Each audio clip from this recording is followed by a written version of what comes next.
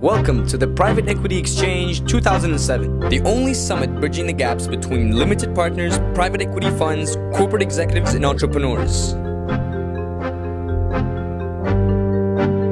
The Private Equity Exchange is the only venue where LPs, private equity firms, corporate executives, and entrepreneurs meet, enabling them to move quickly from ideas to deal crafting.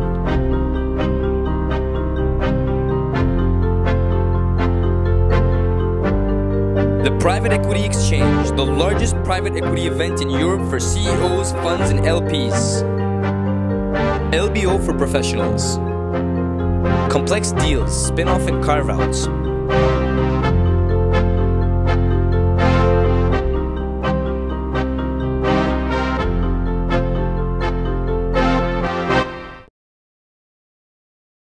Good afternoon, ladies and gentlemen. We're talking on this panel about complex deals such as carve-outs and spin-offs from corporates, and we're going to be looking at some of the issues surrounding these situations. On the panel with me today I have Bruno Deschamps at the end from 3i. Bruno's right here. Next to him is Ian Fitzsimons of Pernod Ricard, and on the end, it's not Bruno, it's Lionel Nentille from Ernst Young. I think we're going to start with a presentation from each of the speakers, and then we're going to move on to a more general debate. So we'll start with Ian's presentation. So I was asked to say a few words about Pernod Ricard. This is Pernod Ricard today. Most of you will have heard of us, but we are number 2 in the world of spirits and wines. We were created in 1975 by the merger between Pernod and Ricard, which were the 2 biggest pastis makers in France. That wouldn't be allowed today for antitrust reasons, but it was allowed back then. We are a CAC 40 member. We have sales of over 6 billion euros, an EBITDA of nearly 1.5 billion euros, a market capitalization of over 17 billion euros, and over 17,000 employees worldwide. So that's Pernod Ricard today. What was Pernod Ricard before the transaction which really transformed the company, which was the acquisition in July 2005 of Allied Domecq? Well, on this slide we've got a view of both of the companies. Pernod Ricard, obviously, as I described, a CAC 40 company. Allied was an English-listed FTSE 100 company. We were both joint number 2s in the wines and spirits world. They're both quite a long way behind the market leader, which is Diageo, which was created in 1998 through the merger of Grand Metropolitan and Guinness. Our market capitalizations were roughly the same, and the key brands that you probably may know and even consume on our side were Chivas Regal, Martell, Larios, which is a gin, Jacob's Creek and Ricard, and on the Allied side you had Ballantine's, Courvoisier, Beefeater, Mumm, Perrier and Malibu. Pernod Ricard by then was a pure spirits and wines player. It had sold its non-alcohol interests, such as Orangina, mainly to finance the acquisition with Diageo of Seagram back in 2001. Allied, on the other hand, was not a pure spirits and wines player. They also owned a large business in the US called Dunkin' Donuts, which you would probably also have heard of, which sells coffee and donuts. Now, what you can see from this slide straight away is that there are frictions in the 2 portfolios. I haven't highlighted them all, but you can see that from a legal point of view there will be antitrust concerns due to the presence of 2 very strong cognacs in Martell and Courvoisier, and 2 strong gins in Larios and Beefeater. And so, why the carve-out, I suppose? Well, first of all, in terms of business objectives, what we were looking to do was to close the gap on the market leader, which was Diageo, to compete more with them in Scotch whisky. We had Chivas, which is a premium Scotch, but we didn't have a standard Scotch. Ballantine's was a standard Scotch, and if you brought those 2 together, you would be competing with Diageo, who have Johnnie Walker Red and Black, which are very strong Scotches in that category. And also to place a greater emphasis on premiumization, which is a terrible word, but it means basically selling more expensive products that people are obviously prepared to pay more for and that give you a larger margin. So we had an antitrust problem, or a few antitrust problems, so we couldn't acquire the whole of Allied. We had to separate out some of the assets that we couldn't keep, and some of those were important assets, such as Courvoisier. We decided we'd rather keep Martell than Courvoisier for strategic reasons, but those brands were quite similar in size. And we had another issue, was that we couldn't afford it. We'd like to have been able to afford it all, but we couldn't finance the whole transaction. So those two reasons came together to make us search for and eventually find a partner to buy Allied with us. That partner was Fortune Brands, which is a US company that had and still has a spirits and wines business.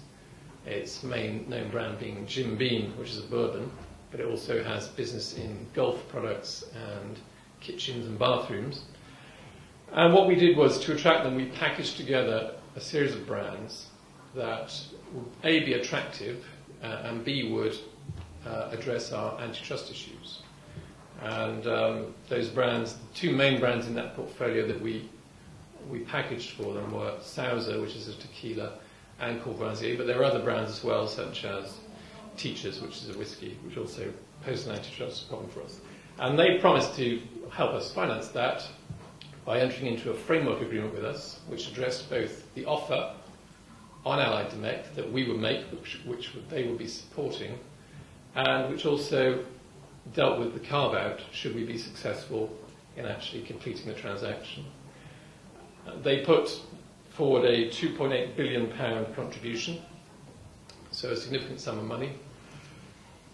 A few other things to mention about this transaction that were important was that the target was obviously a public company, so we weren't able to do any meaningful due diligence. We just relied on publicly available information. Confidentiality was key. The transaction being a UK takeover, or a takeover of a UK company, was governed by the Takeover Code in the UK. So for a long time we had to work in complete confidentiality, because you want to, as you guys know more than I do, you have to, or you want to try and announce these deals into a cold market, because any leakage can send the price shooting up and maybe even send it beyond you.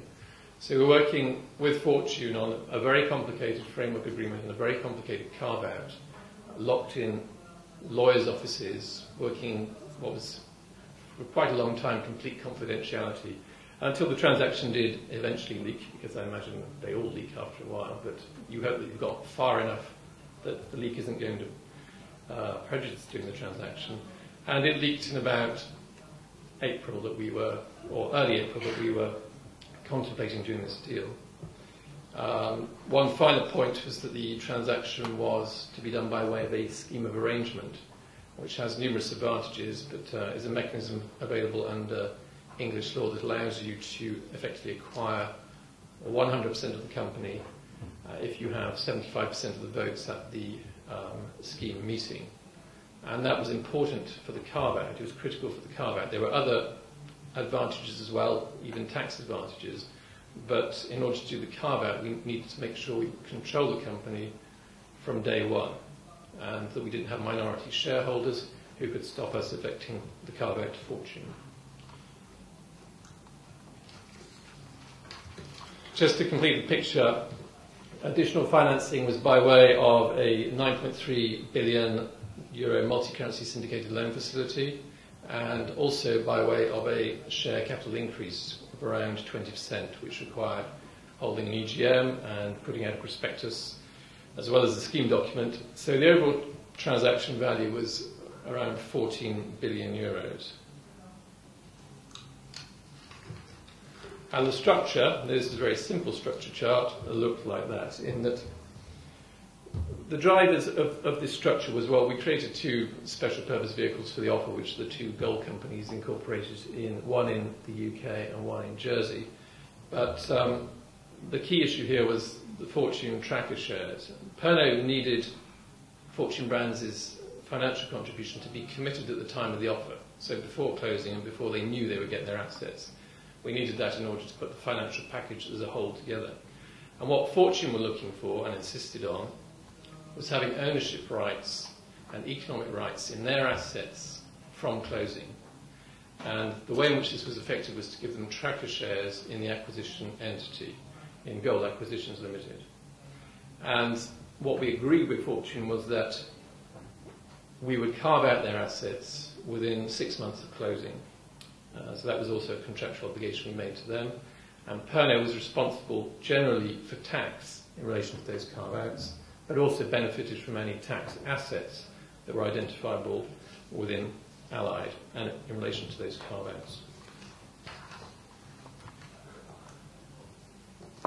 I'm not going to talk about tax in any detail because that's certainly an area of expertise of Lionel's and certainly not mine. But just to finish off on the issues that we faced in relation to this carve-out and issues that were effectively dealt with in quite some detail in the framework agreement.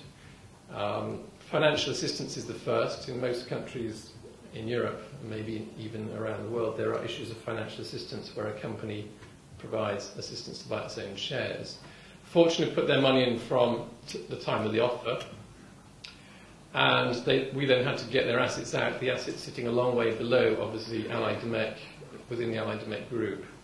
And in order to get their assets out, obviously there had to be a value for that, but Fortune didn't want to pay twice, having given us 2.8 billion to finance the deal.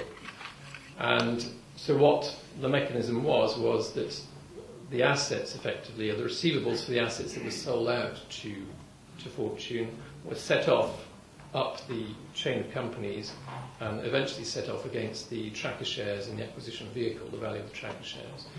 And in order to do that, there were issues of financial assistance arising from time to time that had to be dealt with and dealt with by our lawyers through effecting whitewashes.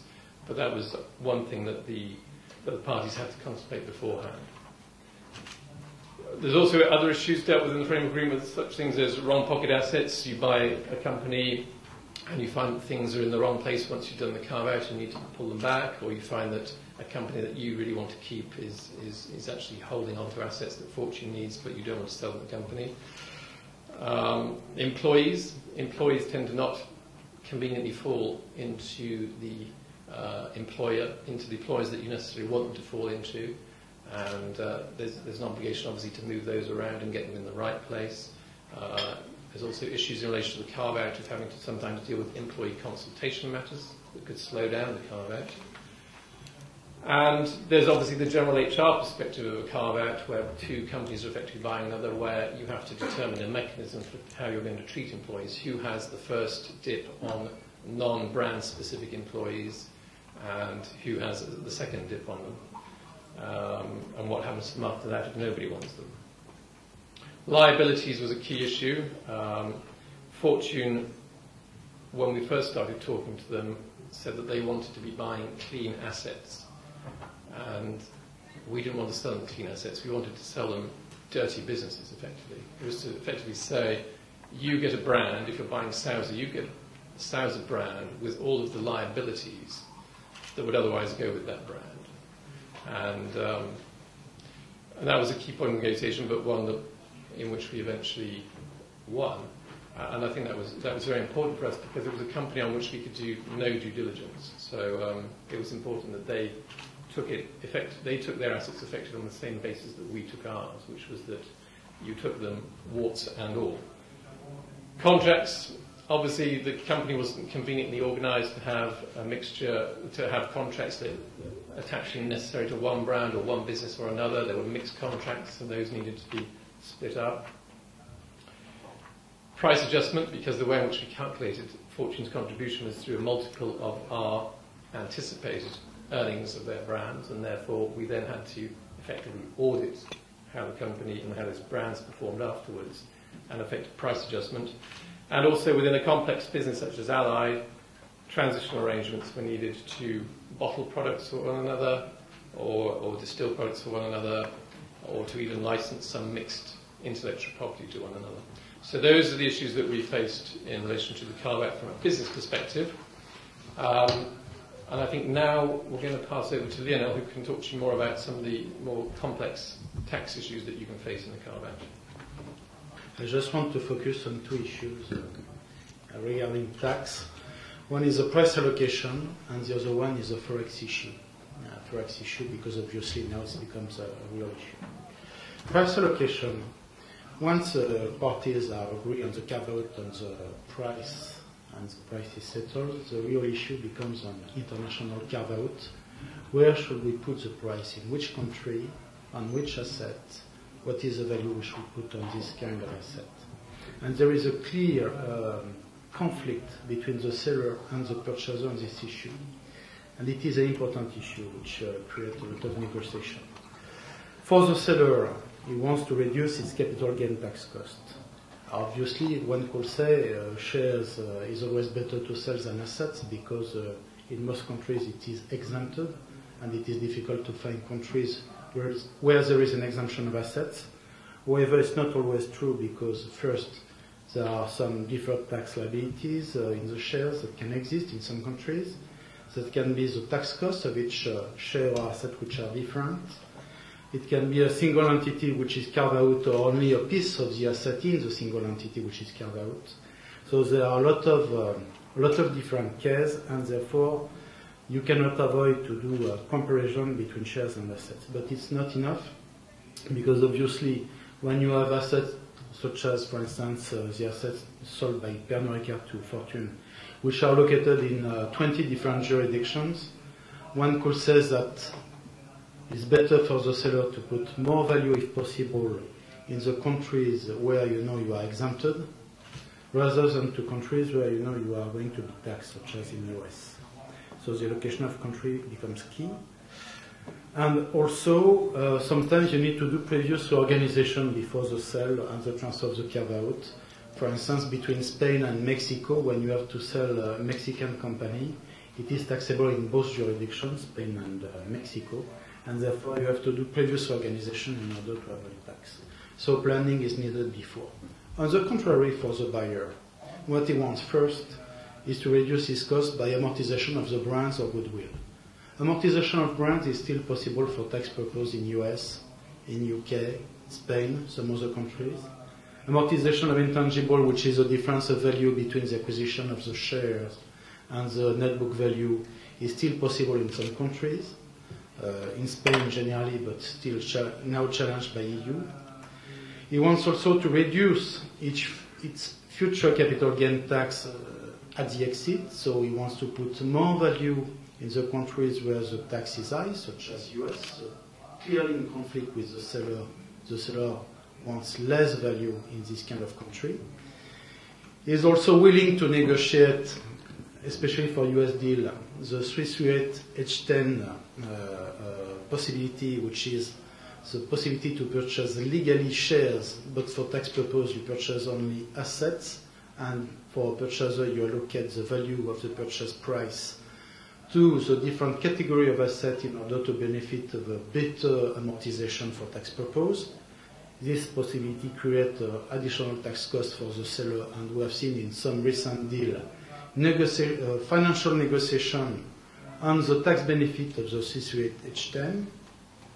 And above all that, you have now for all the large corporations who are quoted the PPA, the purchase price allocation, which can create audit impairment according to the new IFRS rules.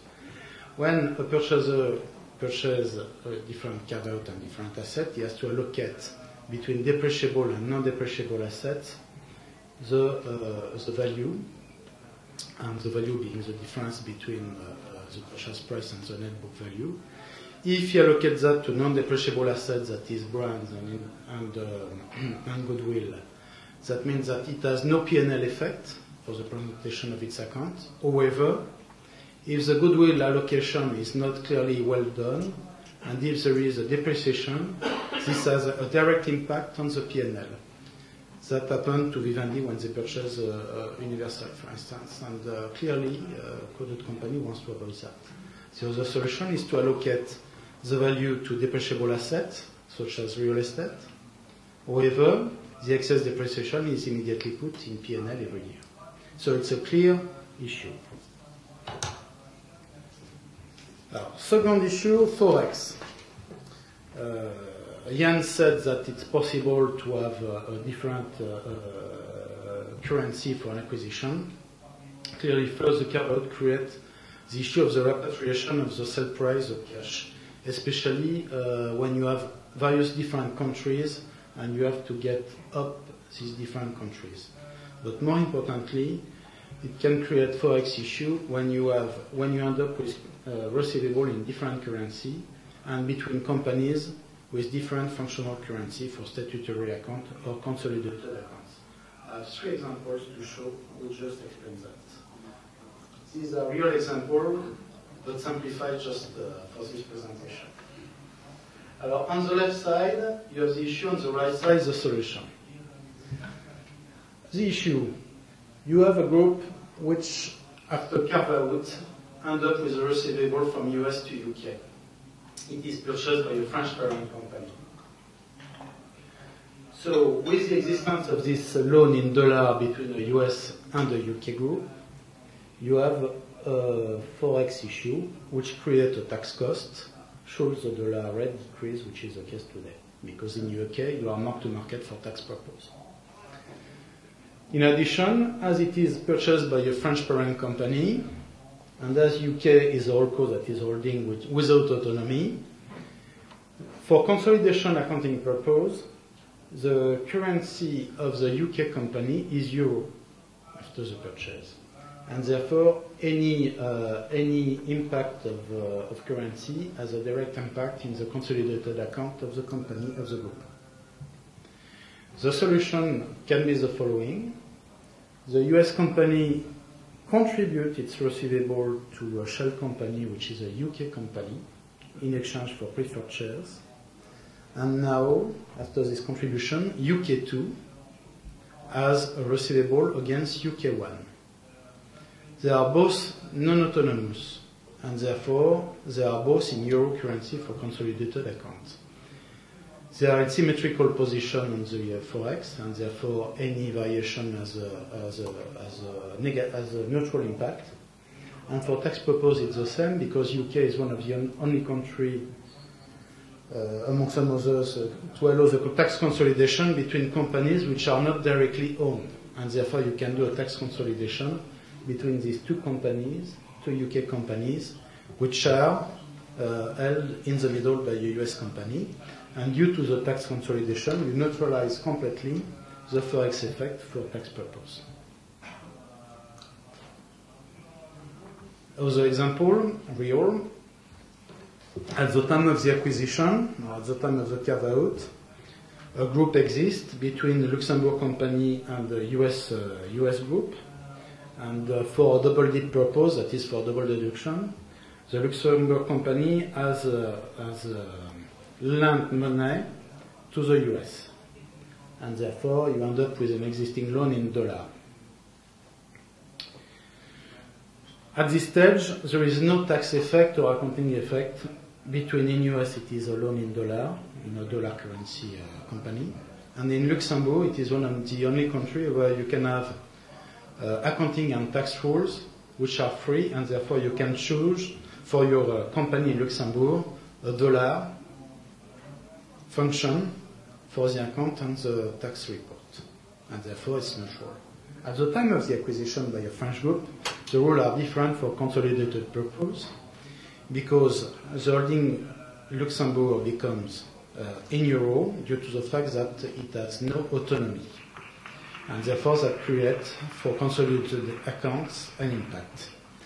Possible solutions, either you unwind the intragroup loan with a tax cost generally because it's a double dip, or you convert the intragroup loan into a long-term loan because you do not follow the same rules, or you convert the loan into what we call quasi-equity with preferred shares in order to try to reclassify in equity this receivable, or you provide enough substance in Luxembourg in order to both fulfill the autonomous rule for accounting and also the CFC issue in France.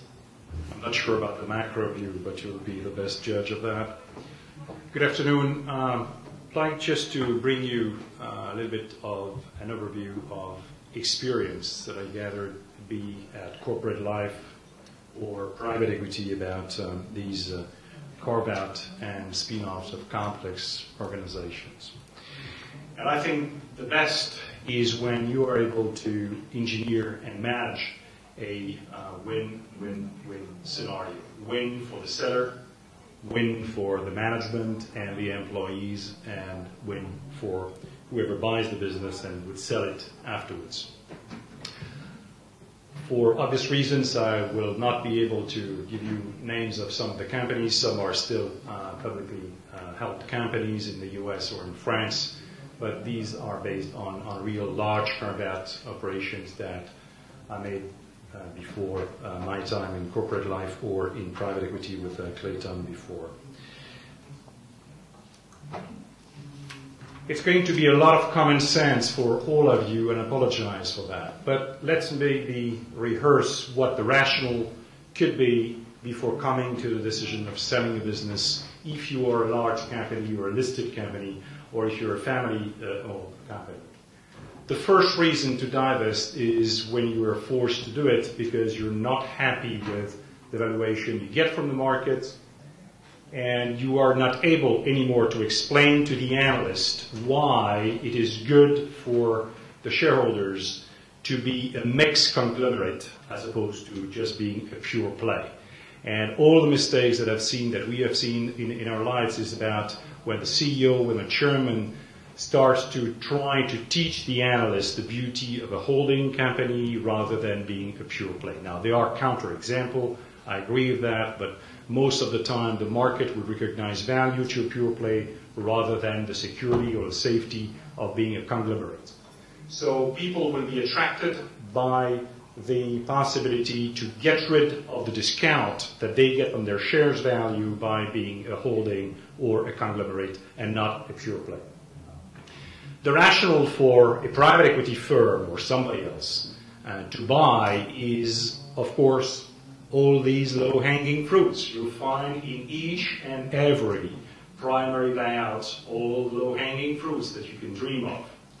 This is from cash, this is to cost, and then to value creation. But the most important, I guess, is that when you take over that kind of assets, orphan, you take over a team of people who very often have been hidden into a large organization, not focused on their own business. And this is a lot of talents that you will be able to free up in an unbelievable short period of time.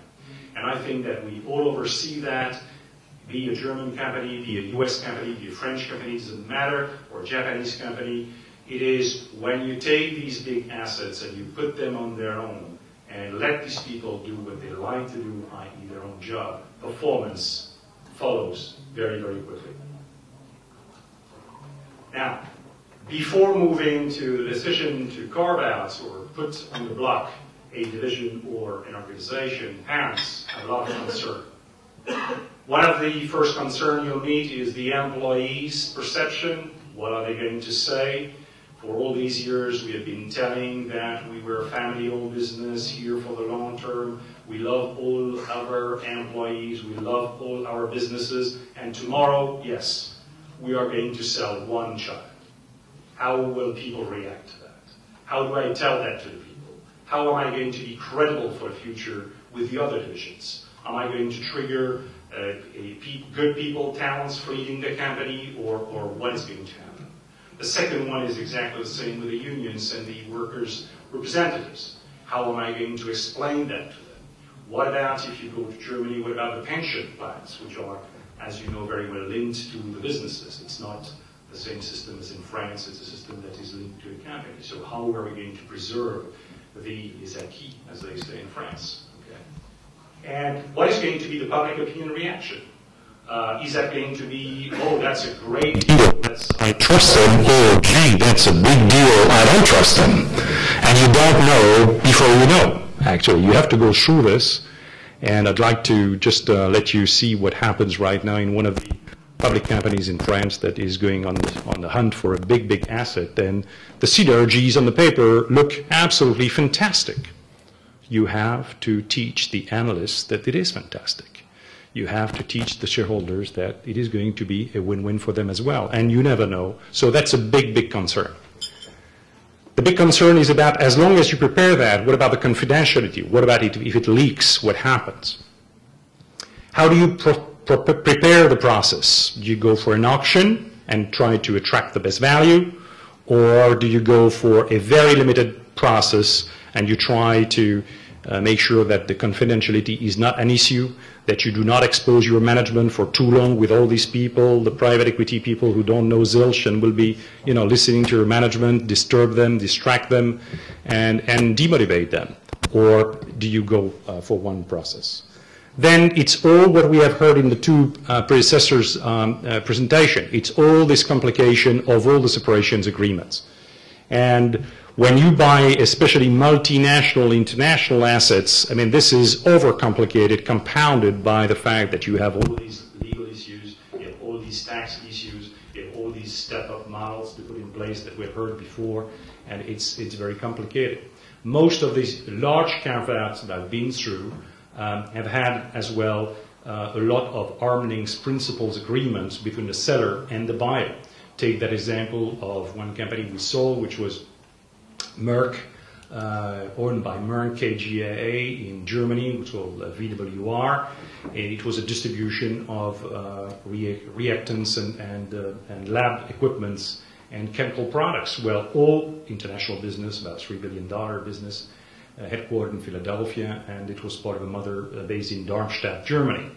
Now, the key was to separate, but keep the brand Merck, make sure that the spun-off company continues to create value with the brand, and make sure as well that you continue to produce all the chemicals, so you amortize the fixed cost of your installations, your plants in Germany or somewhere else, and you are happy with the prices and the volume expectations alongside with the 5 years after the contract. So this is very complicated. There is branding issues, there is manufacturing issues, there is procurement issues. How do you phase out? Very often, we'll come back on this in a couple of minutes, but very often the division that is going to be spun off doesn't have the talents, doesn't have the organization, being procurement, being HR, being legal, because they were part of a large organization, and all these functions were central corporate functions, not within the divisions, with some exceptions. So you will have to build up all that talent, and there is a very fragile situation during the transition when you move out and before you staff up the new organization. And I think the most important syndrome that parents go through when making the decision to sell is, am I going to look stupid? Am I going to be embarrassed after making a great announcement that I sold this business for this money, and these locust guys of PE in 2 years are going to resell it for 3 times more money? Am I going to look stupid? And that's really a question that needs to be addressed, and you have to make people understand that it's not about looking stupid. It is about creating value in a very different environment and making sure that at the end of the day you come to a deal which will be a win-win-win scenario, because you want to make another deal with the same seller one day eventually, so you don't want them to look stupid at any time. The target's concern is very often the following. It is the culture to start with. It is what is going to be the new parent. What is the culture there? I knew this culture of Henkel. I knew this culture of Ecolab. I knew this culture of W.R. Grace, name it, or Ford in the case of Hertz and things like this, or Merck in the case of VWR. What is going to be the new culture? What are these guys about, especially if it's a private equity who buys it? Being told they're just short-term minded. They don't understand my product. They don't understand the technology. They don't understand that we are French, German, Americans, whatever. How am I going to cope with this? All the transfer issues, which are also common sense. France called it the 122.12 article, or 613 Arbeitgeber BGB en Allemagne. But the same, each and every country has their own jurisdiction to transfer the people with their rights and obligation between the two companies. And that raises, of course, a lot of issues and problems, which is how to make sure people feel comfortable in moving from one culture, one organization, one set of rules into a new one, and at the same time that you don't jeopardize the savings and the new culture that you want to create in the new organization.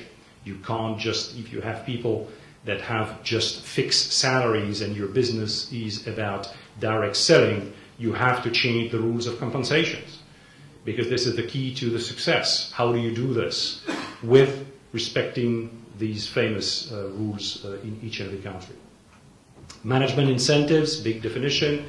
So the key manager, of course, understand that very quickly. They see the money, they see this is wealth creation, this can be a life-changing event for them, but they see the goodies, but are very often not ready to see that it comes with a couple of sacrifices and changes. And that's also, especially, I think, a country like France sometimes, it has been very, very heavily debated that people are coming with very high expectations, which is absolutely fine and fair, but very often also could be dangerous for the future of the business. How do you find the right balance between their legitimate expectations to make money and be independent, and your legitimate expectation to make sure we get a return and we get a better business at the end when we are going to sell it or resell it?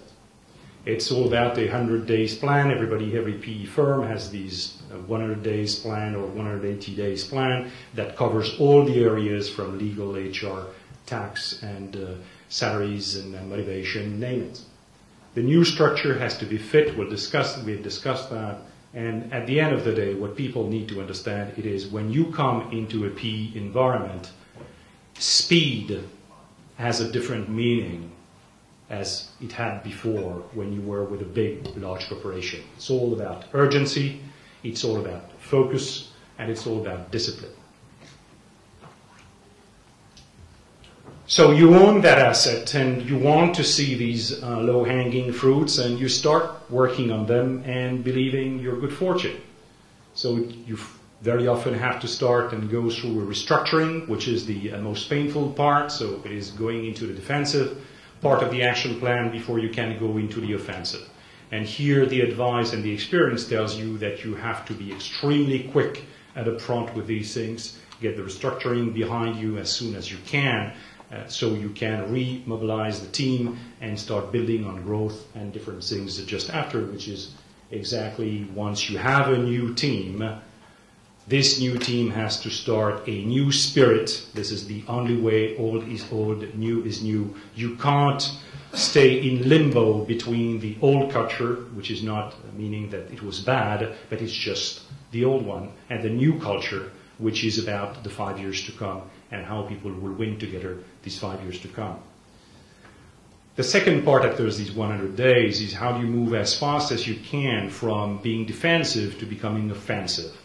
You don't buy a business just to harvest the low-hanging fruits. This is your mitigation plan if things go wrong. This is not the value creation anymore.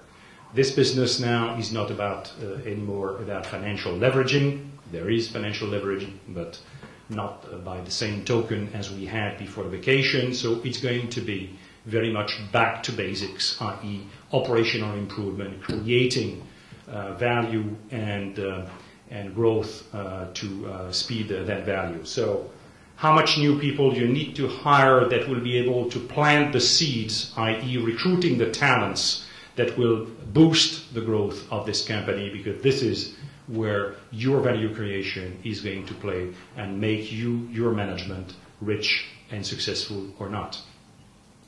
And this is where preparing the exit starts. It's a win-win-win scenario at best if you can. The only example I could share with you and disclose with you was this one, which is a small but interesting example of a carve-out that 3i, the company I run now in France, has been able to do, which was buying and carving out from Deloitte their consulting activities. Deloitte was embattled into the Sarbanes-Oxley regulation, couldn't do both auditing and the consulting, had to spin off, and so for them it was clearly a must rather than can we do it or should we do it. The rationale for 3i to invest was clear. There was an LBO effect, there was market expectation, and there was a strong belief that the senior managers will blossom under a new ownership and a new corporate governance. They won't be just one of them, they will be the guys of a small business. There's a saying that says, better to be the number one in a village than number two in a city. I think this is what these guys felt about. You could be a real guy and make a real impact on your own business. Fears for Deloitte. How is this going to spread into the other group? What are other people want to do? Are we going to dismantle the unity of this group if we do this one? The fears for the new company was, are we going to lose business? Is that going to be too complex? How do we create a new company, a new culture, a new team, new spirit, as I said before? And yes, I love to be independent and a big guy, but boy, I feel very lonely and alone, and I don't know how I'm going to cope with this kind of responsibility that I was not used to have. On one hand, it's very easy to complain about the heaviness of a large corporation. On the other hand, you have to make your own decision and stand in front of the consequences of your own decisions. And at the end of the day, it turned out to be a very good deal. That been a very good deal for Deloitte because they sold at 5.7 times EBITDA before their EBITDA collapsed by 50%. So retrospectively, they didn't look stupid for short term. It was a good deal for the management and the partners. They made significant money, got their autonomy, grew up into the new regime. And it was a good deal for Shreya as well, who made 10 times, sold at 10 times EBITDA, and made 2.3 times multiple. Bottom line, it could be a win-win-win scenario. Thank you. Ian, Bruno, you both touched on the issue of brand identity, and I was just wondering if you could explain a little bit more how you would retain brand identity following a carve-out. What are some of the key steps that you might be able to take to do that? Ian? Well, in our transaction, the brands were quite clear. We identified them beforehand, and we knew pretty much where everything was going before that. And the supporting assets behind those brands were pretty clear as well, though there were some issues. But if you're selling 12-year-old Scotch whisky, you obviously need to make sure when you're buying somebody that you've got enough stock of 12-year-old Scotch whisky, or the brand will quickly disappear. And there were issues over inventory stocks and things like that. There were also issues about, there are not any really big issues about some shared intellectual property and whether it was more important to one brand or another, and to the extent you agreed that it was more important to one, you would obviously have to license the other buyer in order to give them some time to rebrand. But I don't think it's, in our transaction, or the Allied Demet transaction, I don't think it is the same at all as the type of transaction that's just been mentioned, where you have a really strong identity in Deloitte and you then sell that on, and you need to effectively retain the goodwill of that organisation and enhance it. Bruno, yes, how did you manage that with Deloitte? What were some of the issues that you faced?